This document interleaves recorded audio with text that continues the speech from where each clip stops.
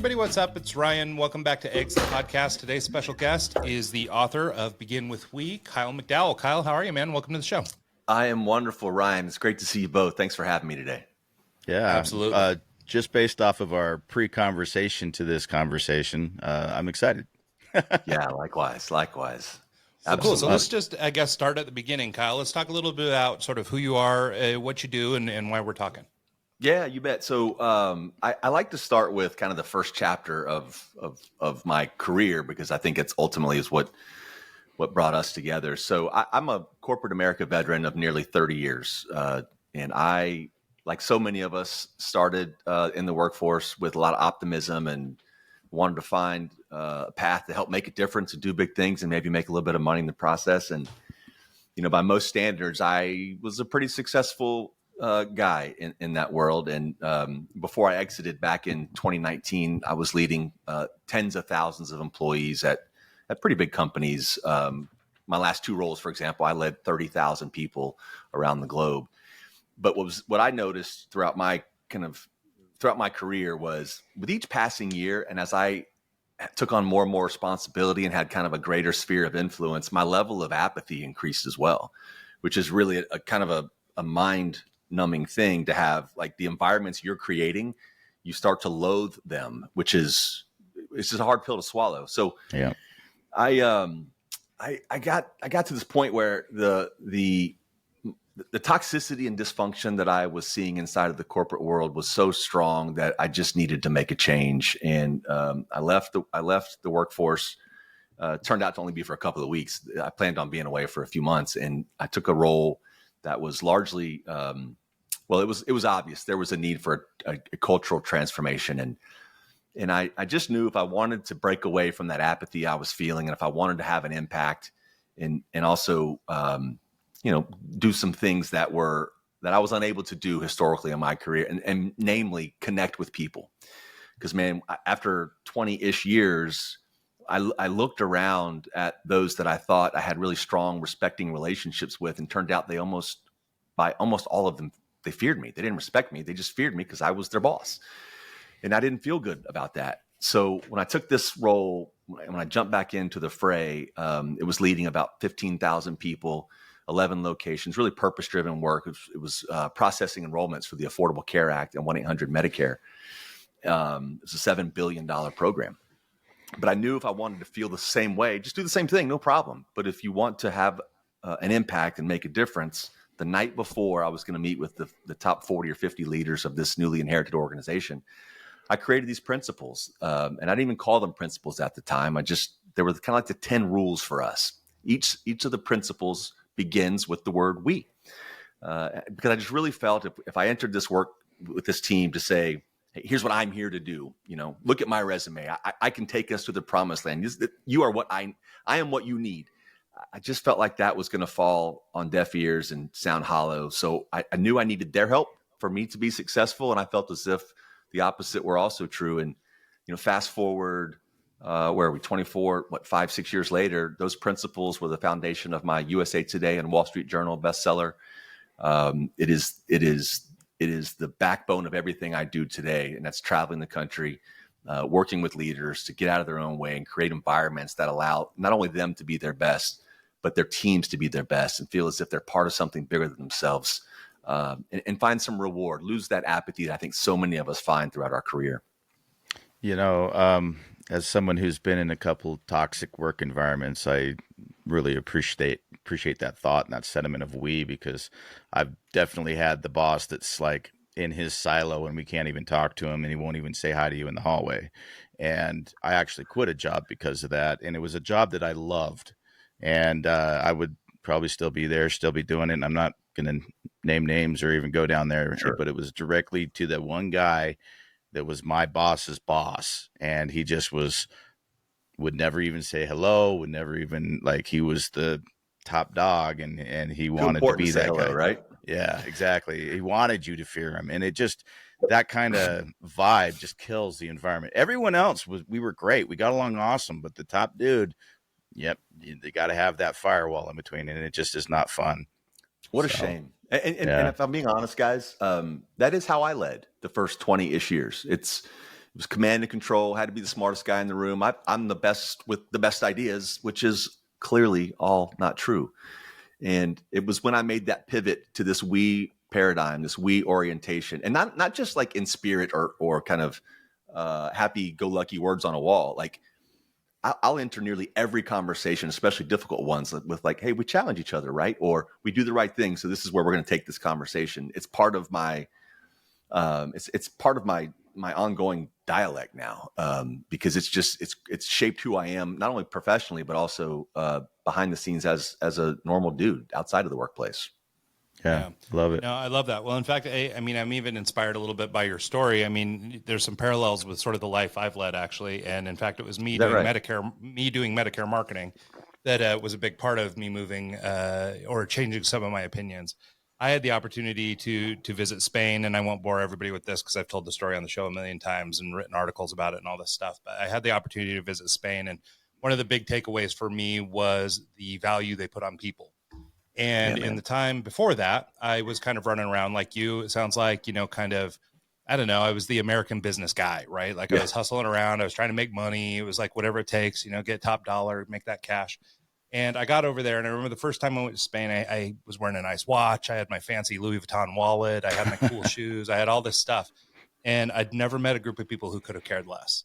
And, how about that? But I was immediately embraced by, it was our friends, her family, her everybody. Okay. And immediately pulled into their lives, even though I spoke no Spanish at the time. I had, very little to do with these people. But they still brought me in as if I was a family member of their own. And for me, that was wildly impactful because I guess for me, what it was a paradigm shift to understand there's another way of living, right? Like in my head, I was like heads down doing my thing. And then on the other side of the world, they just don't prioritize that at all. They don't care about, what I thought was the world, Yeah. So for me, that changed everything. And we came back and it's funny because even in our company, we always talk in the we tense too, we call it. And so everything is we, and everything is, and admittedly, when I first started with the we, it was, to try and make us look a little bigger than we were. Sure. So, but as we grew into this, and basically my focus started shifting to sort of interpersonal relationships and building relationships with people. It changed everything. Our agency is now what we call a relationship management agency. And it's all, all these things where it's really become a big part of our day. And, so listening to you talk is really, I don't know, resonating with me because it's the same thing. Thank you, man. I basically wanted to shift our agency out of doing traditional advertising and traditional marketing, basically trying to convince people to buy products into a realm where, we build relationships by way of product advertising and things like that. So it's a little more, in my opinion, it's a more ethical approach to advertising and marketing. And I found years ago, because we worked in Medicare marketing for 10 or 12 years, and we'll still touch it on occasion. And luckily that industry's evolved some too. But back in the olden days, it was a little bit, grabby and a little bit tricky and a little bit, how do we, talk people into doing stuff? It was slippery. Back in the day, it was slippery, right, Ryan? Yeah. It could have been. Now I feel like it's come some distance from there. And the work we do now, I feel much better about, but it's been a transition. But yeah, hearing you talk, man, I'm just like, oh, this is perfect. But isn't it cool though? You said something that I just spilled a little bit of water. You said something that got my attention. This was an epiphany for me. I was so driven to deliver great results, and I was a product of what I observed, and that was command and control. Banging the fist on the desk type stuff, raising your voice, because back in those days, you did raise your voice when you thought they needed to hear that. The transition, the epiphany for me was the results you can deliver when you focus more on the person and the people and the team, and like you said, the interpersonal relationships. The results, like you don't really in some environments, I don't even talk about the objectives of the results because we have such a tight relationship. I know where you're going. I know what you're doing. You know what I'm here to do in terms of support for you.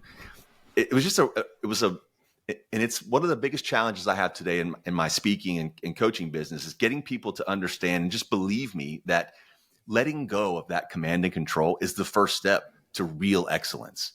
It really is. The more you let go, the more good things will happen. And it's kind of counterintuitive for some, and it was for me. But man, the results just kind of come naturally after that. So you mentioned that you've managed teams of 15 to 30,000 people. And I know that that's not feasibly possible for one person. So there's evidently Amen. some sort of structure to that. Amen. So there is a we element there. How do you make that we element scale to that many people? It starts one person at a time. And I'm not, so in that organization where I created the 10 We's, by the way, I should note many, many years later, it's still the cultural manifesto there. Their performance appraisals. I mean, everything they do revolves around we.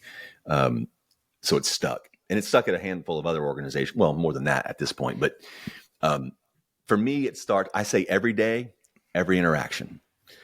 And what do I mean by that? It's when I evangelize these principles and say, this is who we are, this is what I want us to be known for, both personally and professionally.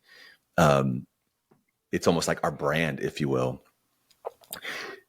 From that moment forward, if you're on this team, you're subscribed to these principles and you have to live them, and you have to every single day carry them out in a way that you would be proud to see someone else carry them out.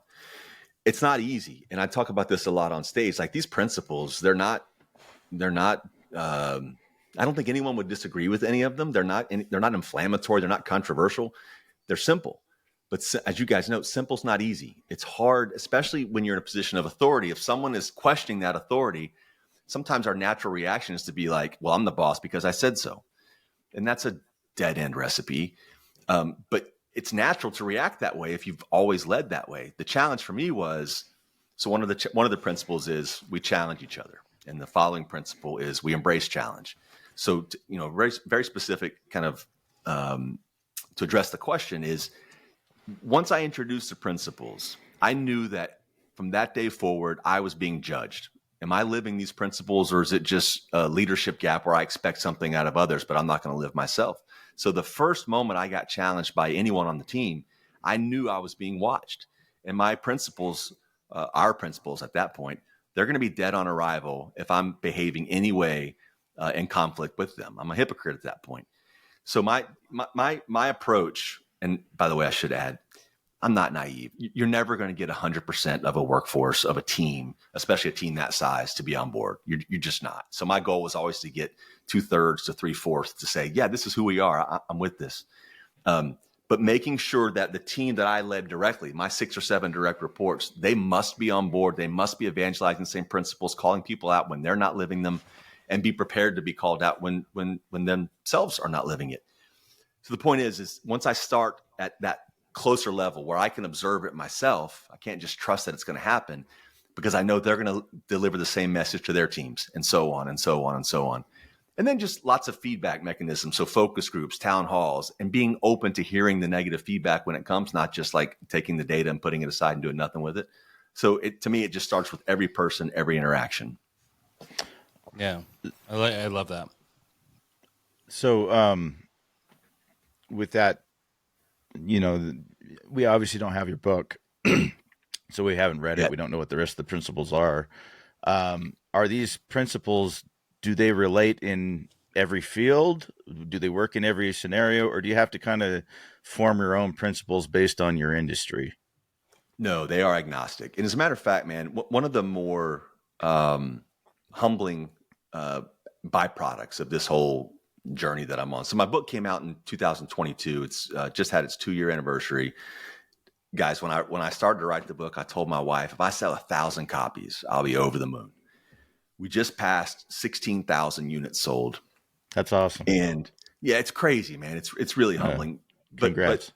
But thank you for that. But the unintended byproduct that we've seen that's just really cool is the impact that it's having on people's personal lives. I gave a speech at Audi, it's been a few months now. And at the end of the speech, there's this guy that in the back stands up, big old dude, big, like Mr. Clean looking, former Division I football player, big guy. And I said, oh boy, where's this going? And he said, you know what, if you guys listen to this speech and you read this book and you let it will change how you view your relationships. It will change, for me, it's changed how I'm raising my children. And I don't think there's any better testimony that this is not specific to any industry. It's specific to humans. And I think that's where, back to your point earlier, is a lot of this stuff gets lost when you step inside the workplace, like the guy that you used to report to, man. It's like he lost that bit of humanity. He probably would never act that way outside of work, but he can inside because he has some kind of authority. So these principles, they're agnostic. They're good for any industry, even outside of work. And I find myself holding myself accountable to them, especially, not just only, but especially outside of work. Well, and it's funny. So like Mike mentioned, we don't have a copy of the book in our hand, but I pulled up your list and just kind of reading through some, and I'll just give kind of a high level view here. You know, we own our mistakes. We take action. We pick each other up. You know, a lot of these are things that like, you know, and I can just speak from raising my own kids, you know, a lot of these things, you know, personal accountability, taking responsibility for the things we do, you know, being proactive and not standing around waiting for things to happen to you. You know, all these kinds of things. I mean, we're doing that kind of just naturally. And so to your point about this being kind of a human thing, you know, I think, you know, not only is it just human, but I think it really just draws attention to the things that some of us are doing already. And then finding now maybe a new application in the workforce. So I think that that's really a beautiful thing, actually. And it's pretty cool because I think it makes the lift easier. You know, a lot of these, you know, executive coaches and things like that have their programs and things like that you have to buy into. But I think if you look at this, it's very, what's the word? Maybe like it's attainable or it's like easily grasped because, you know, I kind of do some of this, you know, and I think any executive who's tried to, you know, run a company or grow a business or whatever has probably done a lot of these steps on their own. And maybe they're having trouble articulating it to their team, or maybe, you know, they haven't really put it in stone as a principle, so to speak, but like they know it in the back of their heads. So I think drawing attention to it in this way where people can actually look at these things on paper and then draw focus to them, I think, you know, will make a big change for people. You nailed it, Ryan. That's exactly it. So what I found throughout my, I've worked for a handful of companies throughout my entire career, and it occurs to me that almost all companies do a fairly good, if not above average, a great job onboarding employees, giving them the policies and procedures for how to do their job, like the nuts and bolts, the blocking and tackling. How do you do your job? But what they don't do, and this is where I felt like there was a gap and I needed to close that gap, is that there's not a lot of black and white. Here are the expectations for how you treat other members of our team. Here are the black and white expectations of how we approach what we do, both internally, behind the curtains, and those we serve externally. And I found when you create those guardrails, for lack of a better term, it gives the leader something to lean back on. So for example, Ryan, let's pretend you and I are on the same team and your performance is really struggling all of a sudden. We've noticed that your numbers are down, whatever those numbers are, right? It doesn't matter. And you've been on the team for a little while. So you are aware of the 10 W's. You have quote unquote subscribed to those principles. It makes me coming to you to say, hey, Ryan, listen, man, we challenge each other, right? And I've noticed that so it gives you this kind of like entree, and it allows the person on the other end to say, wait a second, okay, this is not personal. I understand. I'm part of this team. We've subscribed to these principles. It's what we're about. It's who we are. And I need to listen to this because this is something serious, versus walking up and saying, Ryan, your numbers are down. What's up? Right. It's that approach. So it makes it part of the daily vernacular, and it's almost like a currency that people use. And it has the same value, whether you're an intern or the CEO. Yeah. Well, and it also kind of that approach, hey, what's up? Or, you know, like coming at it that way, hostility, it kind of like instantly puts up a guard to the person you're talking to, and being able to have that kind of initial talking point in a way of approaching it kind of lets the conversation kind of go where it needs to go without the hostility.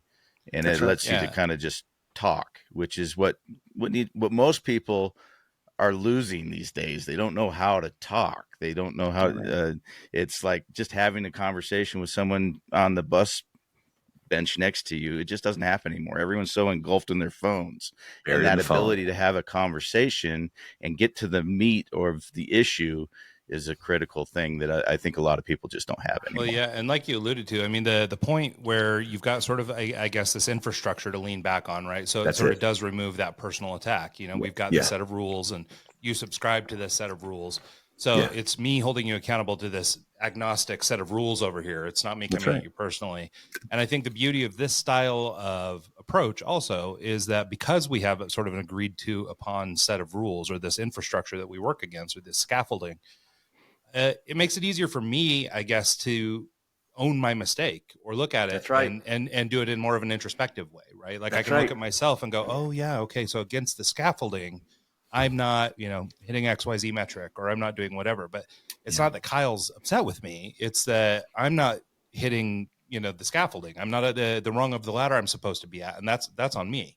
And I think to Mike's point about conversation, I mean, I think so many people are so introverted and so busy looking at themselves all the time that to have opportunities like this to break out and kind of look at themselves from the outside, I think can really help people grow professionally.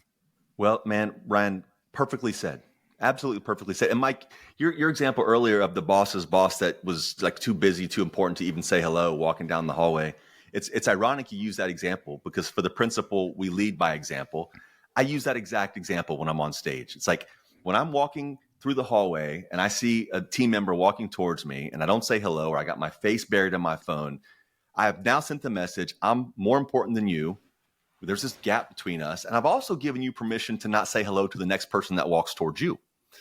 So we are constantly under a microscope, leaders are. And the more that we can humanize the position that we're in and get rid of this ego, show a little bit of vulnerability and say, I'm a member of this team. And this is the ground rules for who we are and how we behave within this team. I love the way you frame it, Ryan, with infrastructure. That's exactly what this is. And that's how it works when you choose to, you have to choose, but when you choose to live this way and lead this way and lead your team this way, it turns into just that, the backbone. Sorry, Ryan, go ahead. I was just gonna say what I love about this particular which this is number 2 in your list. We lead by example. But what I like about it, or what it makes me think of, is I have sort of this management principle that I think is normally saved for social situations, which is that you're sort of the sum of the 5 people you spend the most time with, right? So like true. A lot of us have heard that. In an article I wrote, I kind of flipped that on its head, and I was like, be worthy of being one of, be the one that's worthy of being on the list, right? So you should be the one that's working hard enough to be included in somebody's top 5.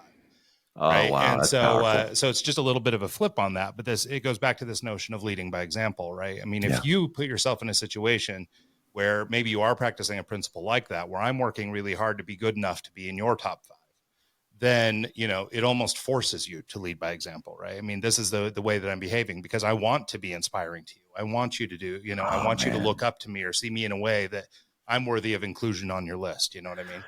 And so, so that particular point resonates with me. I like that. Ryan, I've been on stage and kind of shouting these principles for since 2017 now, and I've never framed we number 2 the way that you just did, and I love it. Oh, good. Feel free to use it. Yeah, I'm going to. Thank you for the information. I'm going to, because that's, but I have to be honest, and I would love your guys' reaction or take on this. We've heard that cliche 1,000 times, right? The five people, you show me the 5 people you're closest to, I'll show you, basically. I never really took that to heart until probably the last 2 years of my life. And I wonder if you guys have done the same. I've gotten to the point now where I almost literally, but it is a thought process that goes, if you don't lift me up, if you don't make me better, if you don't challenge me, I'm out, man. I'm out. And I've weeded those friends out of my life pretty aggressively. Have you taken those similar steps to, like, whether either overtly or just kind of subliminally get away from folks like that? I've done it many times. In the industry that I'm in, you meet a lot of people that aren't going down the right paths. And so you have to befriend them. You have to get to know them, but you don't have to let them in your inner circle.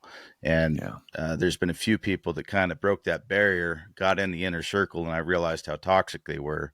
And you just kind of have to stop replying or just kind of always be busy when they ask to hang out. Exactly. Well, and I would just kind of add to it too, that I think that my take on what Mike's saying, which I think is right, is for me, it's been more maybe a factor of age. Like as you become older and wiser, like when you're young, you're kind of hungry for opportunity. You're looking for ways to expand or grow. And, and I did this a lot, sort of idolizing different people who I thought were strong business leaders or, the guy with all the money. So like, I want to maybe aspire to be like that guy or whatever.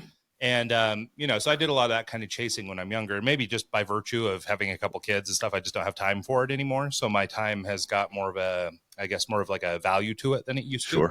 Sure. So I suspect that that's a piece of it, but it is for me. But obviously, just the toxicity and things like Mike's leading to. There are a lot of people who are just posers out there. And I really discovered that, not to sort of generalize everybody in my area, but where I live, I spent a lot of time trying to find new opportunities for our company in the startup community. And what I discovered pretty quickly was that there's very little opportunity for us in that market. There's basically a really tiny window where startups make sense to hire an agency like ours. And, but what I discovered that was probably the bigger insight was that all these people who I thought really had something going on are really just guys walking around with their hands out looking for somebody to finance their ideas. And there's not really a whole lot else to it besides that. Now granted, there's great guys out there too. This isn't, there's not everybody, but it's certainly an insight I've had in this. Maybe we just hit the wrong community. 30 seconds. What's that? I was going to say, maybe we just hit the wrong community, but Ryan and I both had a very similar experience with that in the tech world, in that city, in that time frame.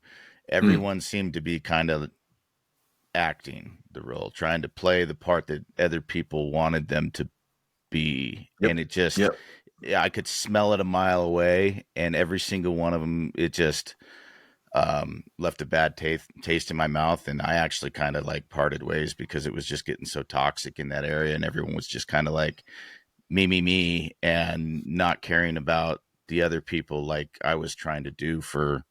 It was like I'd see someone that needed to, help wiring a bunch of TVs together for a show that they're doing or a project they're working on. I'd go and do it, and there'd be no reciprocation coming back. There'd be no kind of like thank you even. And it's like there's so many like examples of that in my life where it's just been one of those moments where I'm like, okay, that was a learning experience. I'm not going to do that anymore, and just kind of like put that whole community under the rug and walked away. It just wasn't worth my time. Well, and maybe this dovetails into one of your other we's, which is sort of we measure ourselves by our outcomes, not by activity. Right. Yeah. So in the case of these people that we're using as sort of a generalization to speak to a community of people in this area, a big part of it was there was no outcome.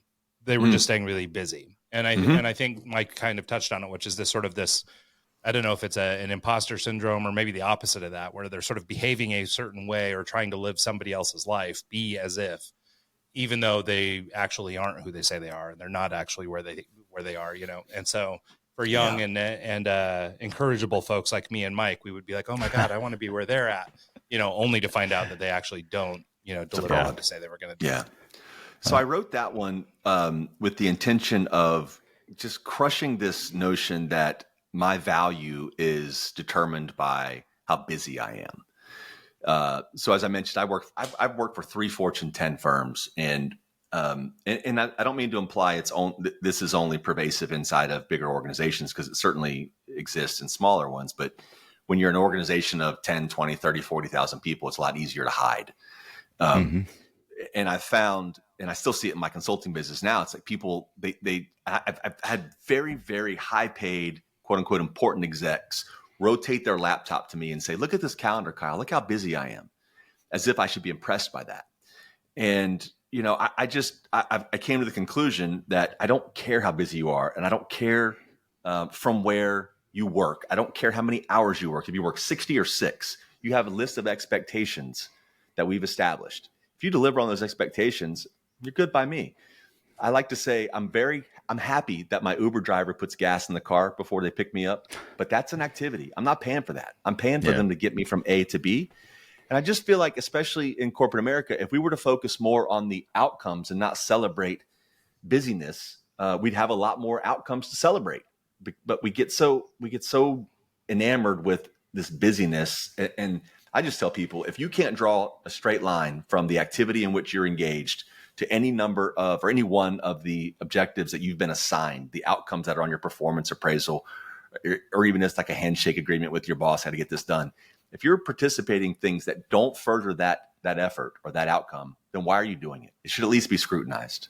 Yeah, and I think if you sort of look at some of the more high performing business leaders that people sort of point to here and there, those guys are sort of famous for this, right? Which is that they actually do focus on that stuff, and it's almost maybe a line in the sand between the top brass and, you know, who everybody else is aspiring to be, right? Like this is sort of the key feature of the high performing executive is just holding people accountable to actually delivering something. You know, it's not about the thrash. It's about actually getting done what we're trying to do and whatever that objective is. Well, look at it this way, guys. In your agency, if you had a deliverable for a client, and just for very good reasons, it didn't get finished. It wasn't, you weren't there. You weren't able to pass it. Do you think they care that you were in 13 meetings the day before? Your client does not care how busy you are. It doesn't impress them either. And ironically, I've been on 2 podcasts in the last month where the host didn't, I think taking exception would be too strong, but they pushed back on that. One guy even said to me, he's like, but Kyle, isn't it like shit happens, right? Yeah, shit happens. And that's when we get in front of the person to whom we owe this deliverable, and we say, hey, man, this has come up, but we don't wait till the day of and say, sorry, or I got an email out, or I've called so-and-so. Like that doesn't fly. It's the real world cares about outcomes. Well, and it's that's what Mike and I just got together yesterday. He was passing through town, so we stopped and had coffee together, and we were talking about something like this, which is, you know, he runs an organization that provides DJs and things for weddings, including himself. And, you know, the prospect that he could just not show up or show up late to a wedding or something, like, could you even imagine? Right. I mean, but for the company who's dropping $500,000 on an ad spend, it's no different. Right. Like, hey, man, we're putting a lot of skin into this game. And you're just like, what? You had too many meetings yesterday, so you didn't get our stuff done? You know, like, I mean, totally not there now. I mean, there's a way to be a professional, which is, oh, hey, man, you know, I'm going to call you 2 days early. Hey, we might be a few hours late delivering or whatever it is, right? There's a way to be a professional here. Yes. And they might still be pissed at the end of the day. I mean, you know, people have, I mean, especially as you deal with bigger and bigger organizations, they have more and more moving parts. Yep. You know, so, I mean, to get a note from your agency a week before the big rollout that they're not going to be ready on time is like a big deal to a big organization. Yeah. You know what I mean? So, I mean, and from running a business like mine, I mean, you know, where we're service based and we have multiple streams and multiple clients who all have multiple needs, and each one of them from their view is the most important person in their sphere. That's right. You know, it's like a big part of the job for me really is just juggling stuff around, right? To make sure that we can hit things on time and not, you know, over delivering and under promising, and, you know, making sure that we're hitting those things, because even just a little, hey, this thing, we're just gonna be a day behind on this poster. No big deal. You know, it's just a little job. Those little things are like the little chinks in the armor that are just enough to start shaking a relationship, right? Even if it seems arbitrary, it's a much bigger deal than it seems. Yeah, so true. And you know what I found, guys, is by and large, I think most teams, most organizations, when they make a commitment to the client, whoever it is they serve, whatever the stakeholder is, it's almost always a given that it's going to be delivered. And things happen and maybe it's delayed or whatever. But what I've found is missing is that same level of expectation within the team. And that's why, you know, there's a we that says we say what we're going to do and then we do it, right? You can't promise me something on the team that I need. Like, I didn't just ask for it for fun. Like, I need what you're producing because I'm taking it to this client, or maybe I'm taking it to the board or wherever. So I have found when you set these expectations, especially using principles like the we's, you create this customer service paradigm inside the team. And that's how I approach it with my clients today. It's how I approached it when I wrote these principles. It's like, I don't care about the client. As weird as that sounds, at first, I don't care about the client. If we're high functioning behind the scenes, the client will feel it. Just like if we're dysfunctional, we're toxic, we're not making good on our promises to one another, the client will feel that. So if we start behind the scenes and become really excellent, the odds of us being excellent externally go up exponentially. Yeah. So that's right. I have a personal question, actually, that would relate to me. I actually am in the process of rewriting my resume and a cover letter for a job that is as an executive director for a music venue. And cool. It would be really awesome. It's not rock and roll, more classical, kind of like board of directors, and like a bigger role than, just a bar with a concert stage kind of thing. So it's kind of a little bit out of my element, but I look at the job requirements and I look at everything that 95% of the stuff there I feel I can do. I feel like I've got a handle on a lot of it. It's the accounting and budgeting and money portion of it, where it's like I've never had a role where I've had to have that kind of a budget, that kind of Sure. a role. And it seems like they're emphasizing that in this position. Sure. Yeah. What would you say to someone in that position where you don't think you might have the chops on that, but there's accountants for a reason? That's kind of, I'm thinking in my head, I'm thinking that's where we comes into play. Yeah. That's where you rely on your team. But how would you put that out there in a way where you make the hiring team okay with that? Yeah. You know what I mean? Right. It's so I've hired probably hundreds, if not thousands of people throughout my career. And rarely does one person check every single box. Sure. It's about value, right? So if I'm you, I am over communicating the value I'm going to bring on every other bullet point, every other domain item in that description. Like, I am going to blow you away with these things. And here's the value I can add. But I would also be really transparent with, these are areas that I'm not quite as comfortable with, but my plan would be to roll my sleeves up and meet with so-and-so, the title, the controller or someone in accounting, the CFO, whatever. I'm going to make really overt efforts to connect with that person. I believe in being transparent about your maybe shortcomings is probably too strong a word, but areas that you're not quite as proficient at, being really open about that, because the first time something falls off the rails, they're going to be like, okay, well, he told us this is an area that he's got some development to do, but he's crushing it everywhere else. So I would over-index on the things that you're really good at, the 70% or that 90%, whatever that number is, and be open about your gap in that 10% and your plan to get up to speed to be more valuable in that domain. Yeah, it's like my books are one thing. I do enough gigs, and enough stuff where I've handled some good amounts of stuff, but not on a board level or with a whole, they're micromanaging this, they're doing that. And it's like that is a little intimidating, to be honest with you. But I feel like I could rise to the occasion. I'm attention, I pay attention to things, and like this, it's like, it's one of those things. I think it's the imposter syndrome coming out. 100%. It's like I'm kind of in my own head about it when really I don't need to be. But Mike, I guess the truth, dude. Here's the truth. I didn't mean to cut you off, but here's the truth that no one's going to tell you, at least from my experience. I have felt the way that you're describing the feelings you're having now more times than I can count. Sure. Role, I mean, at that level role, with 30,000 people below you, like that would be very intimidating. It is intimidating. I'll give a really quick story. I think that maybe highlights what you're feeling and why you should probably not feel it as strongly as you do. Yeah. So before I left corporate America, I worked for a pharmaceutical company where, this is not an exaggeration, I had 17 interviews over 7 months before they hired me. I was very intimidated going into that role. But it turns out everyone else, like the people that I met with, as well as the people that I led, as well as the people I interacted with on a regular basis once I joined the company, they don't have it all figured out either, man. Nobody has it all figured out. And I've led massive organizations, had more quote unquote success than I ever would have imagined. My book is doing things I never would have imagined. And I have imposter syndrome episodes at least once a week, if not multiple times a week. So, I don't know you that well, but I'll tell you, as you approach these interviews or whatever the next several steps are for you, they don't have it figured out either. And when you show that vulnerability of the things that you're not quite as expert as the others, I think there's an endearing quality in there. Nobody's got it figured out, dude. It took me a while to get there, but nobody's got it figured out.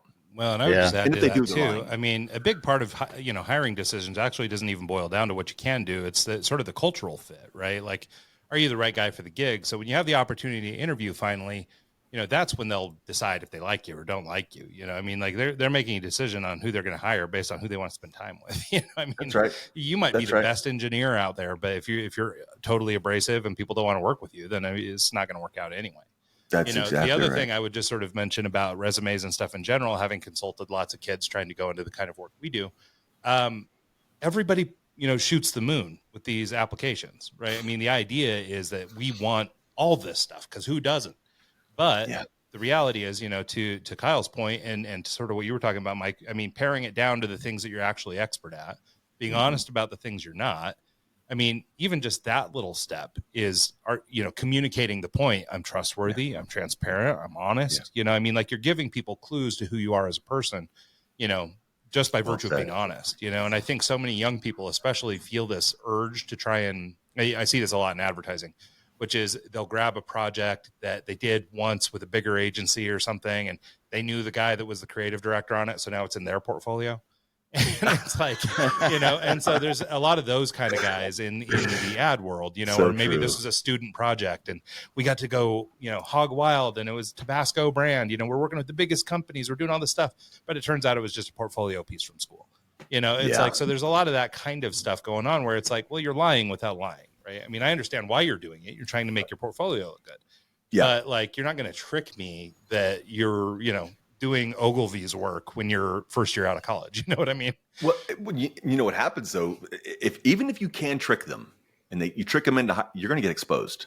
Yeah. You're going to get exposed that you're either dishonest or you don't have the level of knowledge or acumen for whatever domain that you're deficient in. It's going to get exposed. If not by those that hired you, by your team, which is even worse. Yeah. Yeah. And like I say, I mean, just articulating up front, or I guess demonstrating this ability to be honest and sort of introspective and all those things. Lots of value. Like, I mean, you're saying so many things just by being honest about what you can do and what you can't do. Like, I mean, that's just right. In that step alone, you're communicating so much. Totally. That, Mike, I just thought something else, man. And I know you may not want to spend more time on this, but oh yeah, go. In the areas that you are a little bit nervous about, I would try to find out who the person is, assuming that there's someone underneath you that would report to you that has kind of the day-to-day responsibility, or maybe it would be you, I'm not sure. But as soon as you can find out the person that's closest to this area that you are a little nervous about, even in the interview process, yeah, man, I would love to meet with so-and-so. It'd be my goal to spend a lot of time with so-and-so to get myself up to speed. There's probably a wealth of knowledge that I can pick up from this fella or this woman, whoever it is, but just expressing your desire to get better in that domain and while acknowledging there's an opportunity.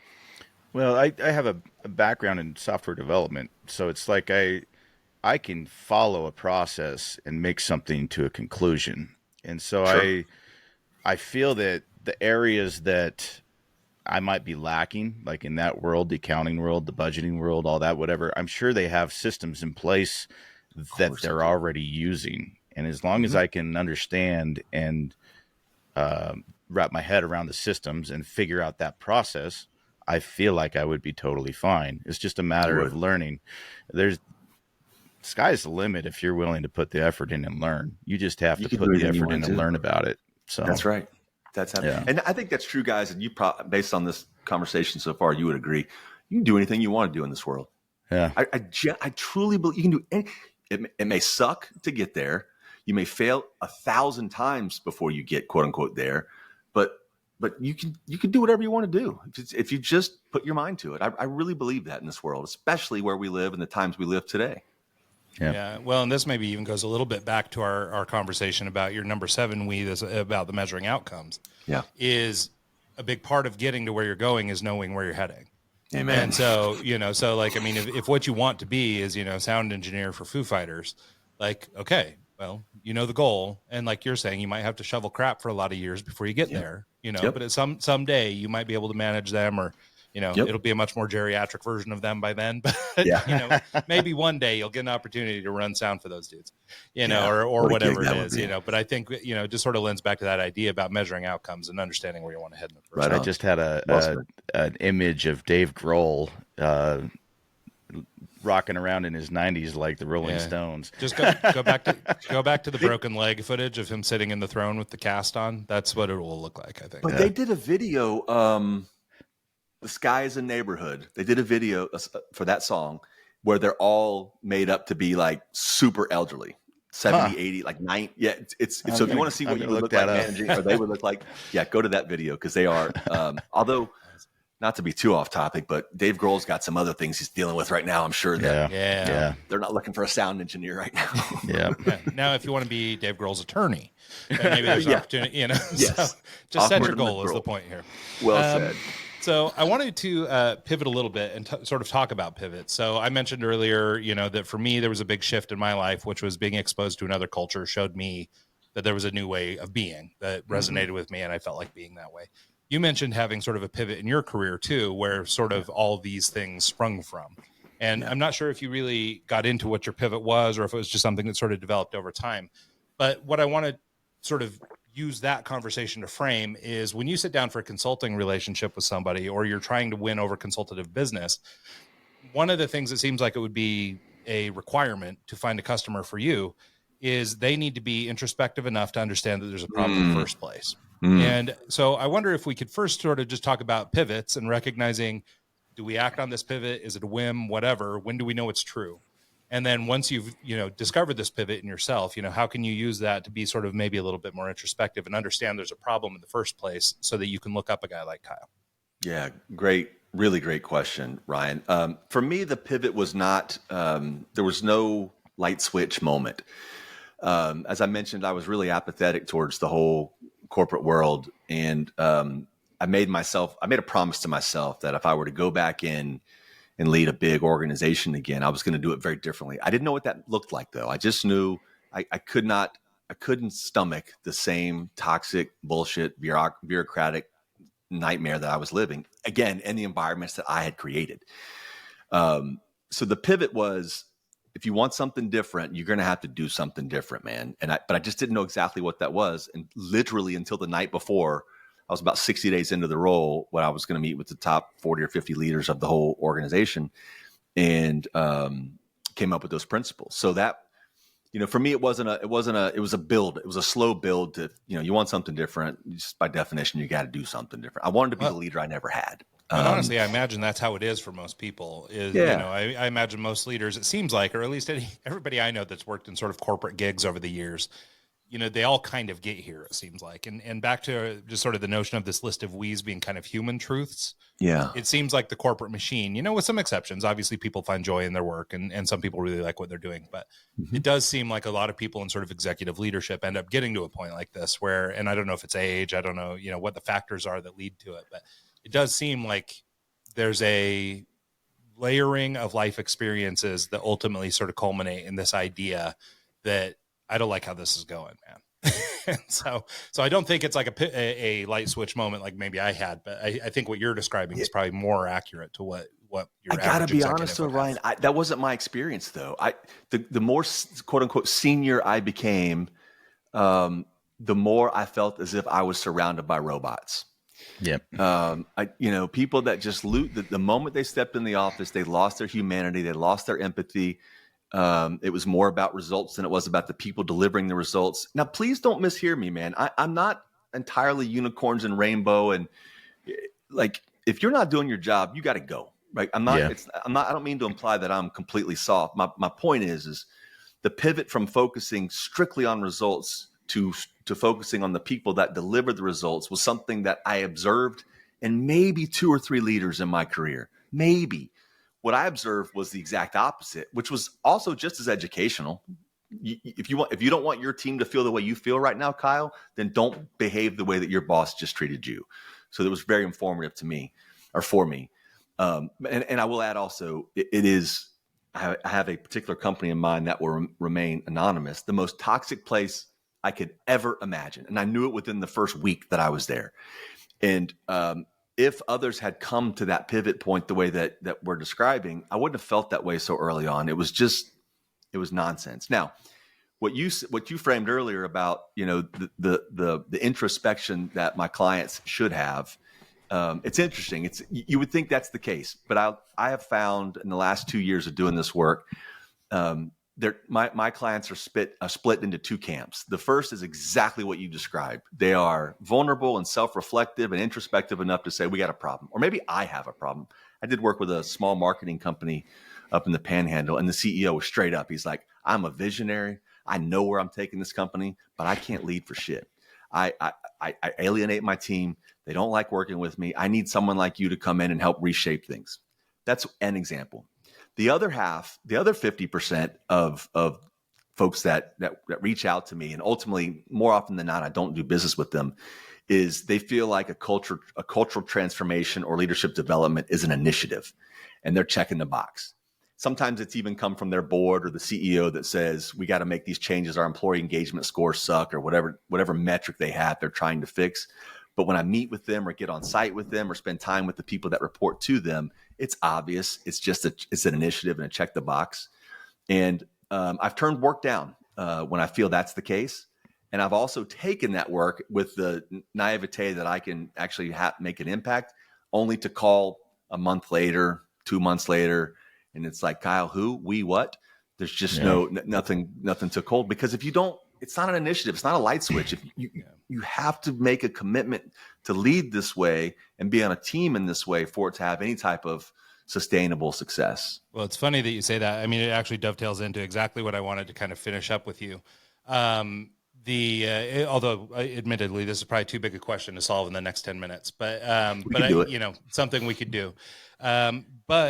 So as you mentioned, some people are just checking boxes, things like that. Other people are looking for, to try and improve themselves or whatever. How do you, I guess, sort of maintain authenticity and transformation? So in a company where you're coming in and you're changing the way they live or the way they do business, especially, if you have a visionary CEO that maybe started the company and has led it throughout, things like that, where basically the culture of the company itself is that person's culture. It's whatever they established, right? Yeah. And, obviously, I mean, you sort of touched on what would happen if you try to walk into a place where they're just trying to check a box. I mean, authenticity is probably not even on the radar. Mm-hmm. So I wonder if you could sort of talk about, like, how do we, I guess, sort of make transformation happen in a way that's authentic and true to the company, that is sustainable and people can actually work with, and that people actually buy into if they have 10 years of working under some other kind of leadership. Like, how do you actually get people to turn the corner on these things? My man, at the risk of sounding what's the word I'm looking for? Self-grandiose or self-gratifying? Yeah, something like that. I'm not smart enough for a word like that. We get the vibe. We're good. You know where I'm going. Yeah. It is principle-based leadership. Without question. And I'm not here to pat myself on the back to say the 10 W's are the only way. As a matter of fact, I tell folks, just establish your principles. What do you want to be known for? What is your leadership legacy going to be? How do you want outsiders to view the team? What are you known for? Not the big brand, like the capital B brand that we support as part of our company, but my personal brand, my team's brand. And once you establish those principles, you make no bones about it. You're very conspicuous. This is who we are. This is how we operate. When waters are choppy, we're going to lean into these principles. I loved your word, the infrastructure, the backbone. Because what I've found, without that like pulling force, or that true north, for lack of a better expression, and to use a tired cliche, that true north, everyone's left to their own devices. Everyone has their own standard for how we operate. Everyone has their own what's acceptable. And having these principles, whether it's the 10 W's or whatever works for you, you have something to lean back against and say, no. We own our mistakes. And you knew you made that as an example. We own our mistakes. You knew you made a mistake and we found this. You should have come to us. Or we pick each other up. I know you're struggling. I'm going to be there for you. I'm going to help you get to your next gig, whatever that is. So when you establish those, lack of a better term again, rules, the guideposts, here's how we behave. You have a playbook and you have the framework, and it's easy to call someone out when they're not participating or living up to those expectations. And it's easy to lean into them in times of rough water. For me, it's just establishing that, because otherwise everyone's left with, I think one of you mentioned, they have their own systems and they have their own, right, these gimmicks. This is not a gimmick. It's not a system. These are the rules by which we will operate every day. And if you can't, that's okay. I'll help you find another job, but you're not going to be on this team. Yep. Well, Kyle, as I predicted, I really enjoyed this conversation. Thanks, man. Me too. Thank you. Genuinely. Thank you for making time for us. Really appreciate it. It's my pleasure. Can you tell people how they can reach out, get in touch with you, maybe find your book? Yeah, I'd love to. Thank you for the opportunity. So the book is Begin with We, 10 Principles for Building and Sustaining a Culture of Excellence. And my social media and my website's all the same. It's Kyle McDowell Inc. And I'm on essentially every platform. And I'm glad that you asked that, but I don't share those platforms or that handle for vanity metrics. I genuinely, either me or a member of my team replies to every single message. I want to help. I want to serve. And as cliche as that sounds, it's really true, because I've spent 20 plus years in that command and control place. I'm a very lucky guy. I have an opportunity to help others.